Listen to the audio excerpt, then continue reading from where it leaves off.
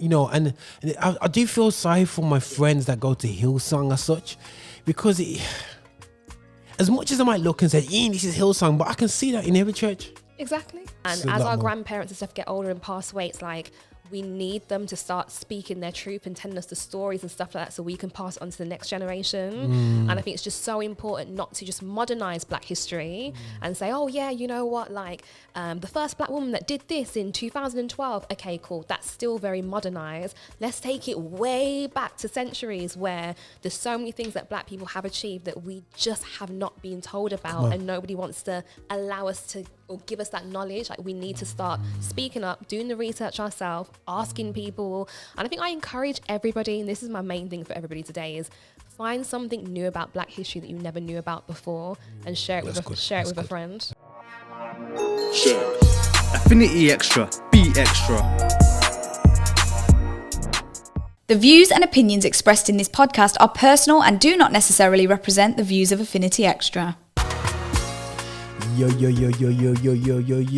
I'm here alongside the lovely Jade today and AXNow, keeping it current with what we see on YouTube. Primarily YouTube, but there's some other stuff out there still anyway. So I'm with the lovely Jade. How are you, my sister? I'm good, thank you. How are you? Okay, guys, we you know, I think this is gonna be, are you ready to rumble?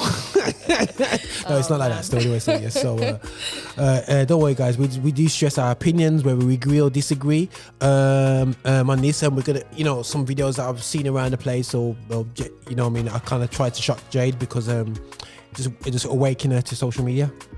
She's laughing, you know, because she's just using our MySpace too often. You know?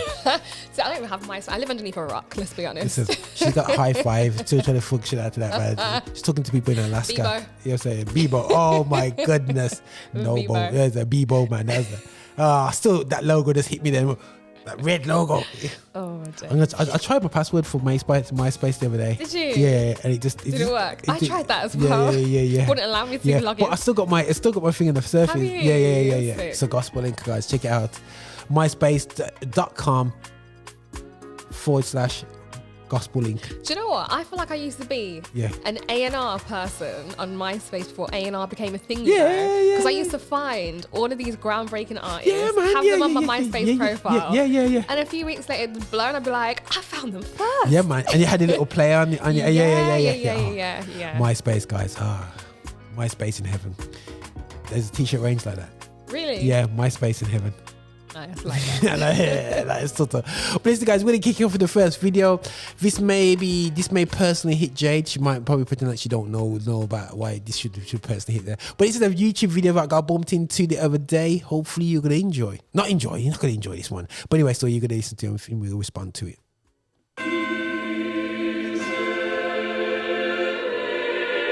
Have you ever heard of Hillsong Church? Hillsong is the celebrity church, right? Bieber, Bono, Vanessa Hudgens, Kevin Durant. It wasn't just this Australian startup anymore. It was Justin Bieber's church. They've had over 3 billion views on YouTube. Hillsong changed the way that many of us saw how church could be done. They're huge now. They're huge. You can make a real change if you come to Hillsong. This was going to be a place where I could call my home. But that clearly wasn't the case, and it almost took my life. You can run on for a long time, run on for a long time. When we talk about Carl and purity, how could you shame me when I was so young, but you did this? It was the most toxic thing I ever had to deal with. Hey girl. Hi. Sooner or later, God will cut you down. The beliefs that they put in you go deep. They really get in your head. This is cool church. There is a fine line between cult and culture. They want to spread their tentacles as far as they can. They really do believe that they need to conquer Earth in order to make heaven on Earth, to essentially bring on the end times. This is not a moral failure. It's a felonious criminal act. $78 million in revenue, tax-free. Manipulation, religious trauma, systemic cover-up. Tremendous power. everything in your life is Hillsong.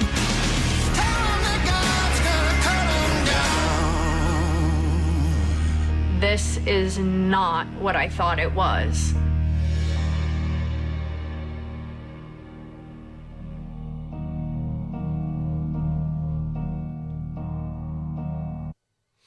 Okay, now, have you seen that before? I haven't. Obviously, I've heard about the scandals. Okay, cool. But I haven't seen this trailer. I didn't even know that this was dropping. So, have you had any experience of Hillsong? Probably back in the day. Okay. Like way back in the day. Do you get what I mean? So you've never been to their church? Never been to their church. Yeah. However, I've listened to their, because they used to do like worship albums Yeah, it was, and stuff yeah, like that. So back in the day when Hillsong worship used to be the thing. Do you get what I mean? Like around Israel New Breed times. That's when Hillsong worship. So that's. So obviously as a churchgoer, a Christian, how are you feeling about the mega? It's called Hillsong, a mega church exposed. This is a Discovery Channel. I think it's Discovery Plus, isn't it? Discovery, something like that. So I think that's Disney Channel, isn't it? I'm sure it's Discovery Plus. I think so. Discovery Plus Originals. They've gone in and created a series on Hillsong. Is it called Us From Other Churches? They're exposed now. The truth has come out. The teeth, half of our membership. You know what I mean? Because they have. I'm not saying they have teeth that are half of our membership, but you tend to find a lot of ex-so-and-sos there. But anyway, are you uncomfortable about this, or are you like, we have a popcorn? Let me just see what's going on here. I wouldn't say uncomfortable. I would say this is deep. Oh. Because I do tend to find that this is a running issue with a lot of mega churches. Go on.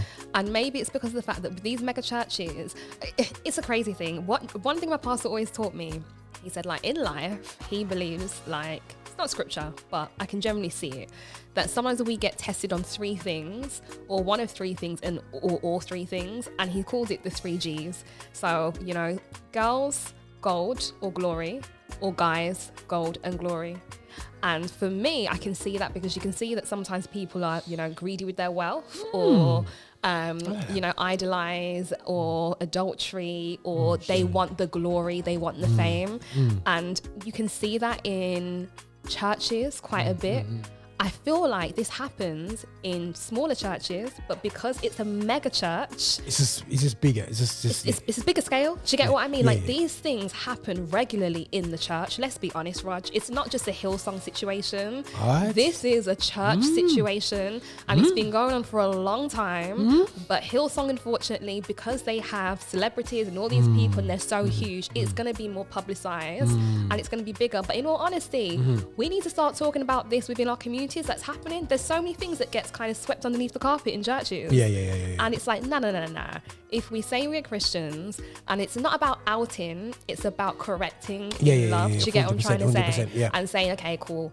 How did we fall short? We can't afford for this to happen again. Like, what protocols do we need to put in place? Do you get what I'm trying to say? Like, that's what it needs to be. And the thing is, sad thing is that there's always been vultures in sheep and wolf clothing. That's how we describe it in the church.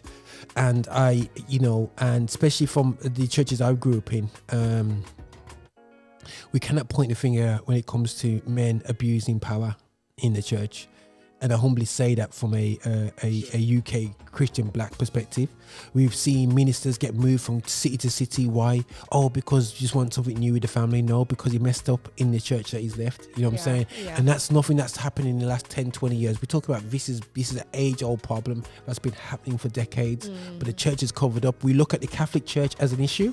Yeah. Now we see Hillsong being an issue. And like you said, it turns over $78 million a year. That's a lot of money, tax-free. I'm like, I want a piece of that. And it's funny because when the woman comes out about Carl's Lands, when that all came out, you're like, really? It's just like you said, it's the glory, it's the gold, it's the girl, you can see it all coming out. And it's like, oh, if she jumped, she's like, well, he came for me, and you're like, hold on a second. And this is the thing is, and I'll encourage before you do the little dirty thing, and you kind of gotta be careful though, because the girl might just. You gotta figure the ramifications. You know what I mean? You know, before you go and get involved, start eating the chocolate, you realize that you might get spots on your face, ramifications, man, or your belly might spot out. You know what I'm saying? You know, there's ramifications too. Don't go, oh, I didn't realize. You know, chocolate's not good for your system. Speak to himself. But you know what I'm saying? But the thing is, we still yam it. You know what I'm saying? And the guys, no matter how sweet that chocolate is, brethren, walk away. You know what I mean? And like I said, I don't know. I just think we've abused our position, especially men. Do you know what as well? I think when people get into positions of power, gets to their head. It gets to their head, and I think that's when you have to renew your mind daily. To not, because just because you've been put into this position doesn't mean, okay, cool, I can now do what I want or say what I want or act in a certain type of way because I have this power. Come on now. And it's a bit like, and that's why the Bible says renew your mind daily, because when you're in certain positions, you have to always make sure that you kind of say to yourself, do you know what? This isn't about me. This is actually about God and the glory of God. Like, this could all get stripped away from me tomorrow, and what am I left with? Nothing but the word of God. And so I think what's happened with, you know, Carl is the fact that he's got himself to a place where he's with Justin Bieber, and Kardashians used to go to Hillsong as well.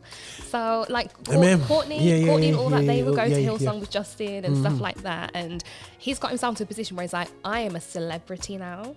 And that's what the problem is. It's like, no. You should still be a worshiper of God. This whole celebrity status thing. When you get to heaven, God's going to be like, celebrity who? Yeah, you know, and I do feel sorry for my friends that go to Hillsong as such, because as much as I might look and say, this is Hillsong, but I can see that in every church. Exactly. Yeah. That's a joke. Yeah.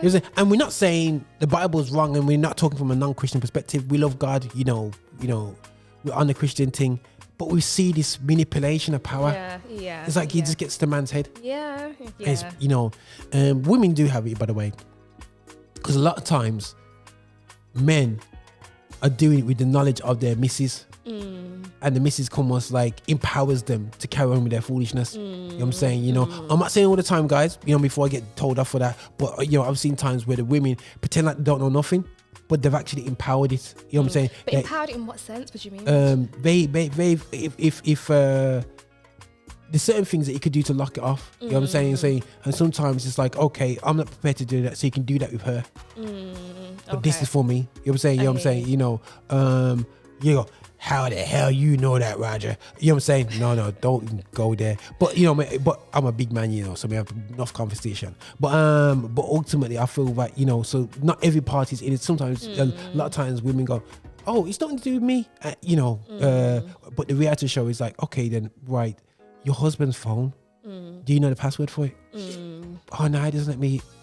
Like, really? You know what I'm saying? You know what I'm saying? You know, I'm not saying you check on your husband's phone, but if you can't get in your husband's phone and you don't know the password, you know, what's he got to hide? I hear you. You know what I'm saying? If he's hiding something, it'd be trouble. But that's just me anyway. So so guys, man. Before we get too much into the Hillsong thing, but that's how I feel anyway. So but you know, God's willing, you know, the exposure won't be too bad still. You know what I mean? But this is how we do it, man.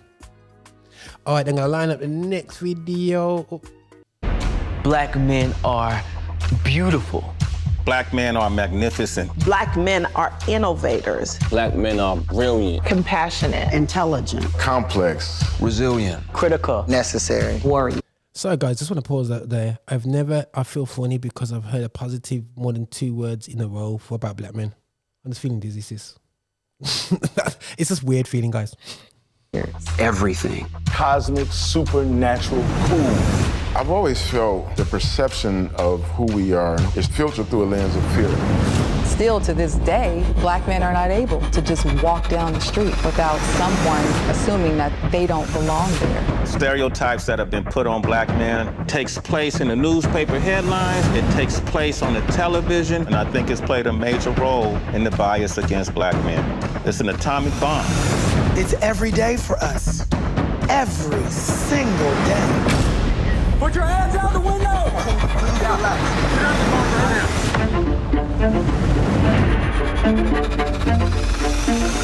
That's the narrative. I felt threatened. I felt afraid. If they got on handcuffs, they're still a threat because they're a black man.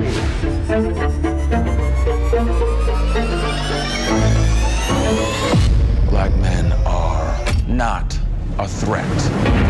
Black men portrayed as dangerous has been inside of the fabric of American culture from the beginning. Young black boys in America, we don't get a chance to be kids for a long time. There's no room to emote with the exceptions of anger. Society would have you think that we don't love and really rock with our queens like that, and we do. Most black fathers are in the home. Well over 50% is a shocker to many people. We are all living through a very painful time, and we must be able to talk about that.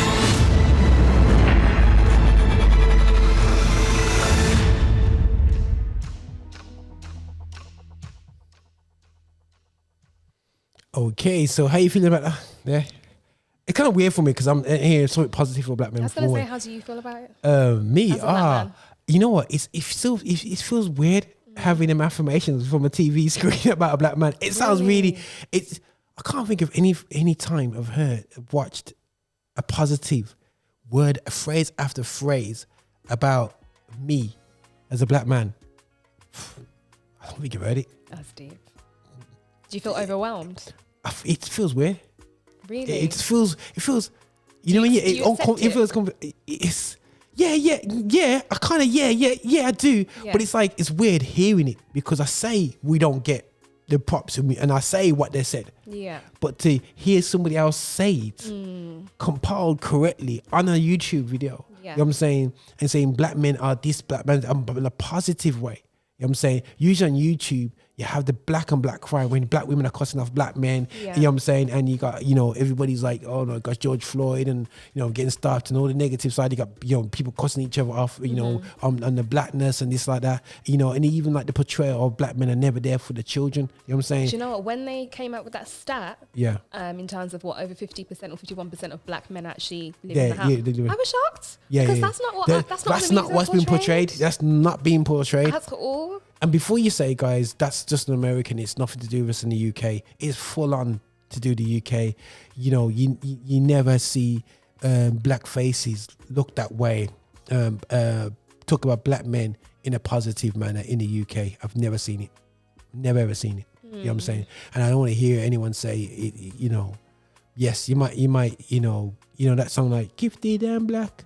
Yeah. That fact. But you know what? I think in the US, it's more prominent and obvious when it comes to race. In the UK, it's institutionalized. Yeah, 100%. Do you get what I mean? And it's like sort of microaggressions and institutionalized. Yeah. And sometimes it's done so undercover that you can't really call out what it is because it's done so undercover. Do you get what I mean? Yeah. But then like little wounds over time, you're like, oh my gosh, like this is hurting. Like what is going on? Whereas in America, it's very much out there. They don't care. And I'm trying to work out. In fact, I think both is as bad as each other because when somebody's doing something sliding undercover, how can you talk on it?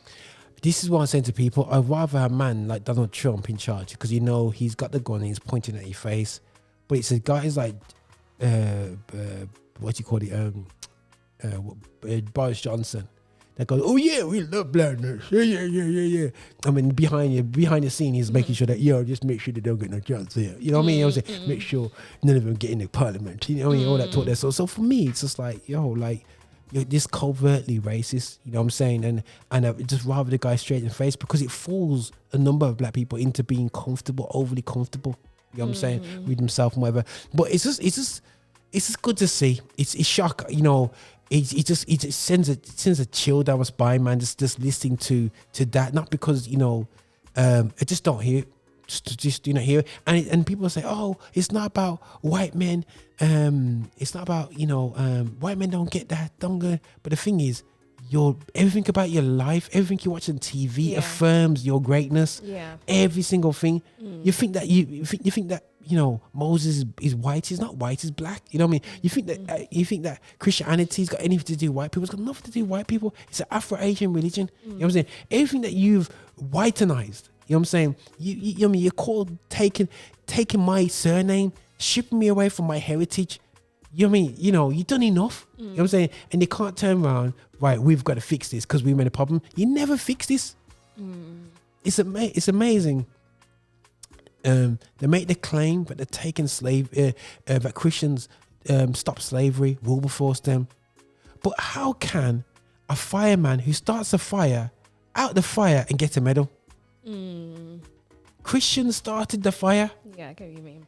A Christian writer, a priest from a church in Oxford, I believe it was. He wrote to Queen Elizabeth the First and said, "Go to the Americas, colonize, and do all this colonizer." He encouraged her to do it and use it as what.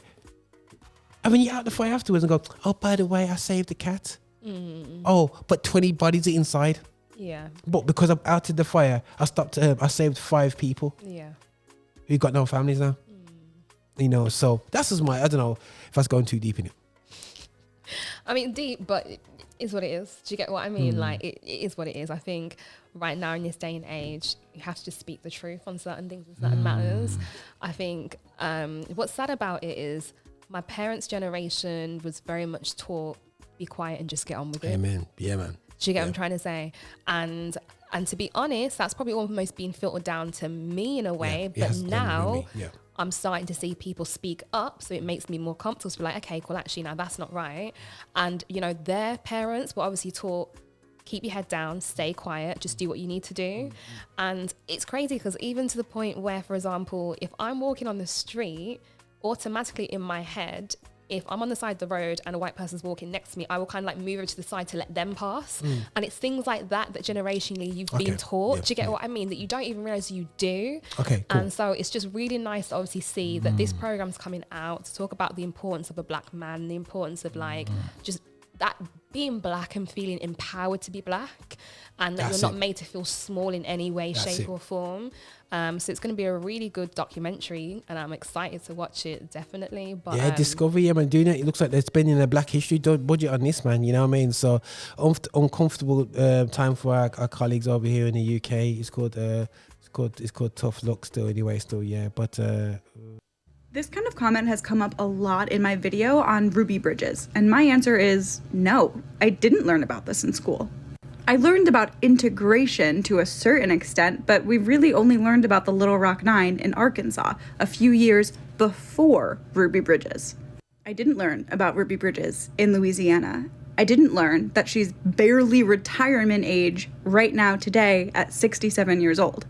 I didn't learn that as a 6-year-old little girl walked into school that there were grown white women hysterically crying and fainting as a result of their racism, that a 6-year-old little girl was walking into a school.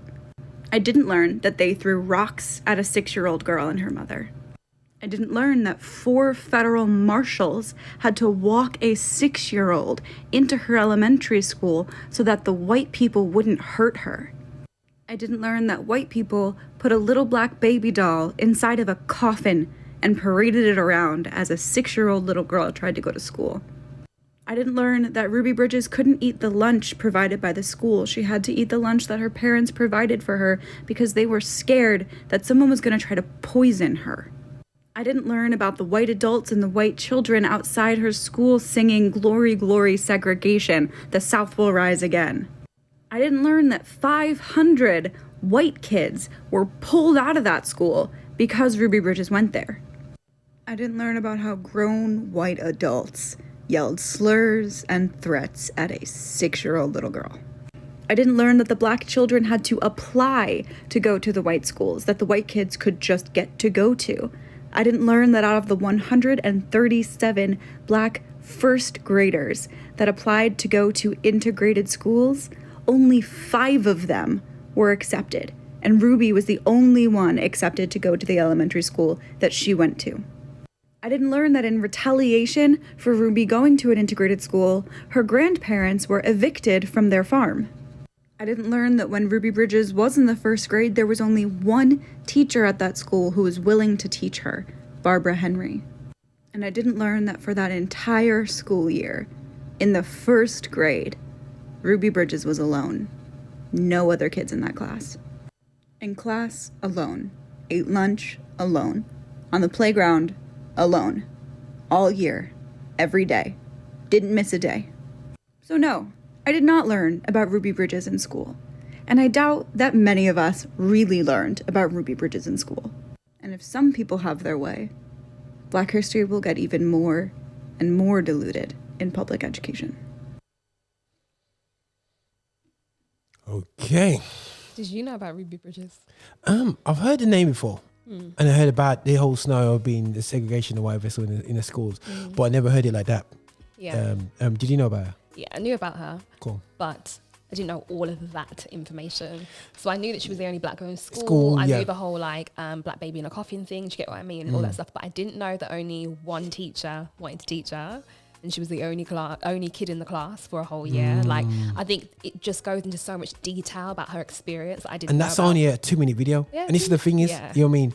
Just being taught correctly, you know what I'm saying, is okay when unfortunately when we've been taught by the system or the white people in the system or even black people in the system, they'll take out majority of that and just say, oh, because the segregation is the first child and it was a bit rough at first, but then things barriers broke and things change in the next 5 to 10 years. Loads of kids but they don't look at that first year.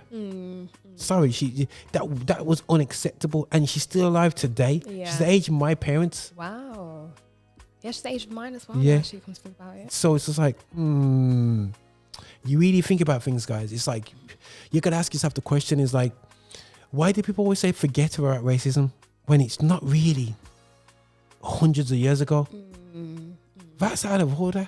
Yeah. That's in someone's life. That's like 60 years ago.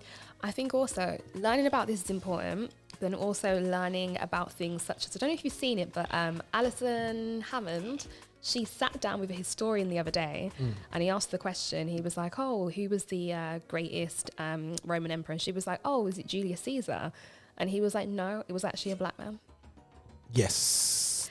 And he walked through the history, everything, showed her images. She was shocked. I was shocked. And it's things like that that we just don't know about. Do you get what I mean? Like in history, all I was taught was that, probably my ancestors were slaves. That's it. That's it, man. That's all I was taught. And this is the narrative that we need to I could have descended from it. Do you get what I mean? I could have descended from this and that, but I don't know that. No one is willing to teach me that. I have to go and do the research myself or wait until that information comes to me. And even when it comes down to, the women who create like hair straighteners and products and things like that have been black women over the years that have just been literally cascaded to the side and other people have been given the glory. Wow. And yeah, it's like I always say, Florence Nightingale, she was the fake Seacole. They needed to use her. It says, oh my gosh, Seacole, everyone's talking about Seacole, but we need to push the Nightingale version of it because Nightingale was I don't know if you know about Seacole. I do, of course. You know what I'm saying? Yeah. So like, I went to Brunel University, so we had like Seacole and like Madam C.J. Walker and stuff like that. Okay, cool. Some of our names. You never had that Coventry uni. But you see, so basically they had Florence Nightingale. So when I grew up, the £1 note was Florence Nightingale. Yeah. So they did their best to cover up the truth of that. Basically, the soldiers loved Seacole. That was not in it because they fought the front lines, helping the soldiers. Well, my girl Florence is like another 300 miles away from the front line. Yeah, having it nice. You know what I mean? But they would have said that, oh, she's the savior. They always have to get the white savior in there. You know what I'm saying? It's just not fair, guys. And it's just, are you afraid of the truth? The truth that we have a part to play in this. You know what I'm saying? She came from the West Indies, you know. You know what I'm saying? Over to cold Russia. Yeah. Take care of soldiers over there. Yeah. She good, man. Yeah. Left them to them, man. You know what I'm saying? I said, I'm hungry, go to Florence, man. Go to Florence. But it's just sad, you know what I mean? And I think it's knowing the history, it changes how we think about ourselves, how we feel about ourselves, where it's like, it's almost a case of we have to apologize for our existence. We're tolerated. That's why our parents felt like they're tolerated, because they did not know who they are, who they were, what we've achieved and what we've brought to this world. You know what I'm saying? Yeah. That's why they say you've got to be thankful to the Europeans because they have blessed us. That's unfortunately how they feel. Do you know what I was going to say? Their country. I'm forgetting as well, black soldiers who used to fight in the war that I never knew about until I was probably early 20s. Exactly. So when it used to, Remembrance Day and stuff like that, I couldn't I couldn't necessarily relate. So I was like, okay, cool. Like all these soldiers did this and stuff like that. But I'd never see a black face. I was just like, oh, okay. It was obviously just like white soldiers. It wasn't until I was probably about in my 20s when people were like, black soldiers started to say, I fought in the war, and I was never ever, you know, commended or recognized. And then more other blacks, and then, you know, their families started coming forward and stuff like that. And I was just, it was a culture shock for me because I'd never seen it. And in my 20s, I'm only learning about this, but in school, they never taught me that actually black men fought in the war. So how deep that front line. And you got Indians as well. Indians I would be cheesed if I was Indian, because like they were World War II, I think World War I, they provided about almost over 1 million soldiers, like 1.5 million soldiers. Yeah. But out of all the World War I films, I've only seen what 1 or 2 Asian soldiers. You know what I mean? Indian soldiers. But that's why this whole Windrush scandal, honestly, like, it irks me so much, because I think to myself, no, you're not going to do us like that. Do you get what I mean? Like, you invited us to come to rebuild the United Kingdom, and a lot of, like, you know, like our great grandparents trained as nurses, as teachers, as to come over to help build the UK, and then you're going to try and send them all back because of technicalities under the cover because of it's disrespectful. And on top of that, it's literally like we built the UK on our backs. No, we built the UK on slavery, and then on top of that, we came over here and rebuilt it after World War II. And you know, and you owe us. I don't care. You know what I mean? I'm not look. I never forget a white English history teacher told my friends to back off because they're kind of a bit more. I wouldn't say they're racist, but they was going a bit funny with me. And he goes, listen, we got to thank the black and Asian people in this room. And I was the only black guy, but there's about 2 Asian people in the room. He said, we got to thank them, because without them, we would never won World War I. Never won World War II. You know what I'm saying? But the reality show is they went to our countries, colonized, took what they stole, the jewels. You know what I mean? It's funny because with the madness with the England Lions and stuff. Oh, England Lions, that's how 3 lions, how them 3 black boys are. Oh, and England got lions and everything, but lions are from Africa. You see, so England just say 3 foxes. You know what I mean? That's what you are. You know, sly foxes. That suits him more. You know what I'm saying? You know what I'm saying? But you know, that's where I feel. So it's great to hear things like this. So that's what I like about TikTok. It kind of breaks. You know what I mean? It helps people do the little research. It's just sad that a child had to go through that. Yeah. It's just sad. Just sad. It's absolutely sad, man. You know what I mean? Sorry, guys, if I felt like a bad note to end on. What you know what I'm saying? But you know, I know AFNJ, but I just think that black history is important. Black history is so important. I think the one thing that scares me though is the fact that I just don't want it to be diluted. And what I don't want to happen is, as we get older, we talk about black history, but we talk about modern black history. Yeah. No. There's so many things that's been left behind that we still don't know about, which is so important. And as our grandparents and stuff get older and pass away, it's like we need them to start speaking their truth and telling us the stories and stuff like that, so we can pass it on to the next generation. And I think it's just so important not to just modernize black history and say, oh yeah, you know what, like the first black woman that did this in 2012, okay, cool, that's still very modernized. Let's take it way back to centuries where there's so many things that black people have achieved that we just have not been told about, and nobody wants to allow us to or give us that knowledge. Like, we need to start speaking up, doing the research ourselves, asking people. And I think I encourage everybody, and this is my main thing for everybody today, is find something new about black history that you never knew about before and share it with a friend. That's good. On that note, guys, go and study your history. Fantastic. I know that's a bit of a tough AXNow to do today. It's not the Edge show, guys. Don't worry, man. It take time, but no, it's just real talk. And I think these are beautiful videos to really go off. You know what I mean? And it's very inspiring with the black men one. And I think, you know, us need to just love each other a lot more, love ourselves a lot more, and we need truths putting out there all the time, man. Nothing but blessings, people, man.